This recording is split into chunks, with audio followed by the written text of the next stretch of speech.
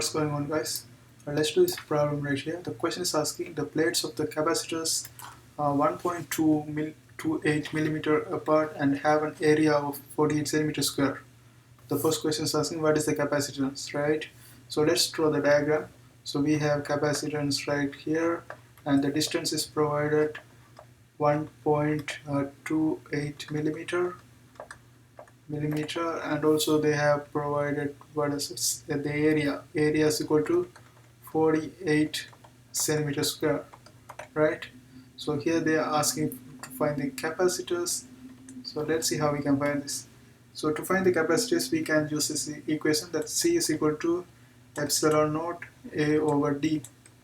So here we have area and this distance. Epsilon naught we can find from this equation. We know that K is equal to 1 over 4 pi epsilon naught. So if you rearrange this equation, this is going to give us epsilon naught is equal to 1 over 4 pi k, and we know that k value is equal to 9 times 10 to the power of 9, and if you plug that one in this equation, you will get 8.85 times 10 to the power of minus 12 coulomb square per Newton meter square. So this is the value of epsilon naught. All you have to do is plug this value and find the answer. So let's plug this and see what we get. So here we are going to have 8.85 times 10 to the power of minus 12 coulomb square divided by Newton meter square and multiply by the area. Area is given by centimeter square. We have to convert this one into meter square.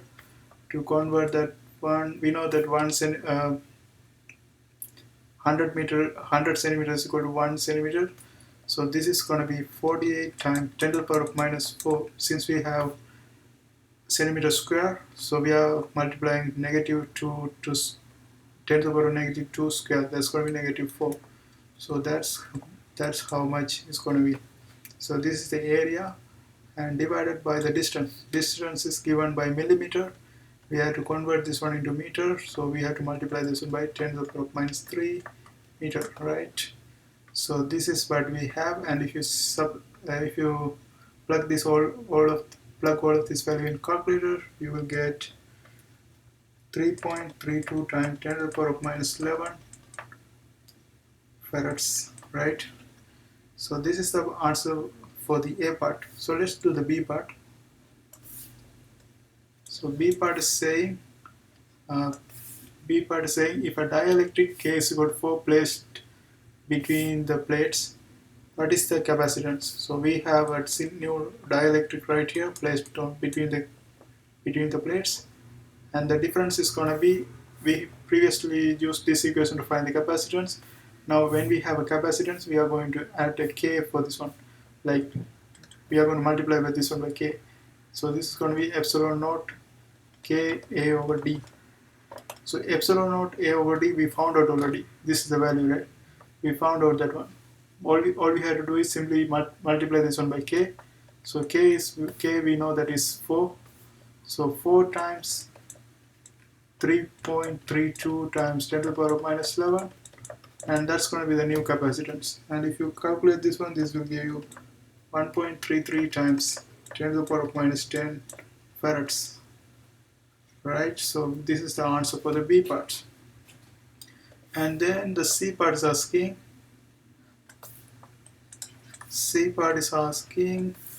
if 20 microcoulomb of charge is placed on the capacitor, what is the potential difference between the plates? So we are placing a 20 microcoulomb charge. Q is equal to 20 microcoulomb, and also we are going to connect a battery right here, right? So let's say this is our battery. The question is asking to find the potential difference, that is voltage, right? Voltage, that's the question. And also here we are going to have plus and minus charges, plus plus plus, minus minus minus, and that's how the diagram is going to look like. So let's see how we can find the voltage, right? So here we have the capacitance. All we have to do is plug it in this equation, that is C is equal to Q over V. Our purpose is to find the V, right? V is equal to Q over C. We know the charge, that is 20 microcoulomb. 20 times 10 to the power minus 6 coulomb divided by C, that is capacitor with dielectrics, that is 1.33 times 10 to the power minus 10.